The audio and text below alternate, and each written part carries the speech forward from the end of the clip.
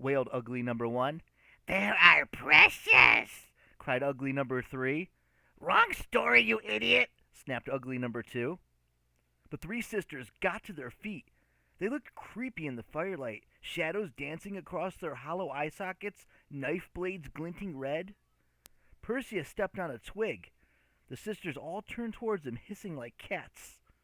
Perseus tried to steady his nerves. "Attack me again," he warned, "and I'll squish your eye right now." He gave the slimy orb a gentle squeeze. The Gray Sisters shrieked, clawing at their empty sockets. "All right!" wailed ugly number 1. "What do you want?" "First, directions to the lair of Medusa." Ugly number 3 made a sound like a rat being stepped on. "We can't tell you that. We promised to guard the Gorgon's secrets." "And to guard the weapons of the prophecy," added ugly number 2. "Right," Perseus said. "I'll also need those weapons of prophecy." The sisters wailed some more and slapped one another upside the head. "We can't give you the weapons," said ugly number 3. "The Gorgons are counting on us. They'll hunt us down and kill us." "I thought you were immortal," Perseus said. "Well, true," ugly one conceded. "But you don't know the Gorgons. They'll torture us and call us bad names and—" "If you don't help me," Perseus said, "no tooth and no eye ever again." He squeezed the eyeball a little harder. "All right," ugly number 1 relented. "Give us the tooth and the eye and we'll help you." "Help me first," Perseus said, "and I promise I'll release your eye and tooth immediately." Which was an easy promise to make, because those things were disgusting. "The cave of the Gorgons lies to the east," said ugly number 2. "Another 3 days as the crow flies. When you reach the mainland, you'll see a high cliff rising from the sea. The cave is right in the middle, 500 feet up. A tiny ledge is the only approach. You'll know the place. Just look for the statues." "The statues?" Perseus repeated. "Yes," said ugly number 3. "Now give us our property."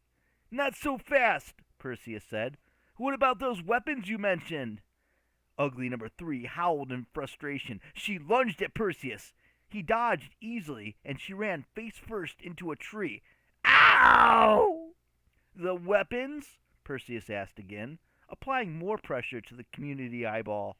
"Fine," said ugly number 1. A mile south of here is a huge dead oak tree. The weapons are buried between the 2 largest roots. But don't tell Medusa we gave them to you." "I won't," Perseus promised. "I'll be too busy killing her." "The eye," said ugly number 2. "The tooth." "Yes." Perseus threw both the eye and the tooth into the scum green lake. "I promised I'd release them immediately, but I can't have you following me for revenge. You better start diving before some fish decides that eyeball looks tasty." The Gray Sisters screamed and hobbled blindly towards the water. They dove in like a pack of raggedy walruses.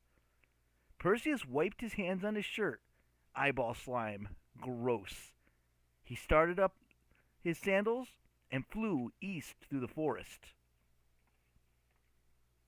He found a dead oak tree with no problem.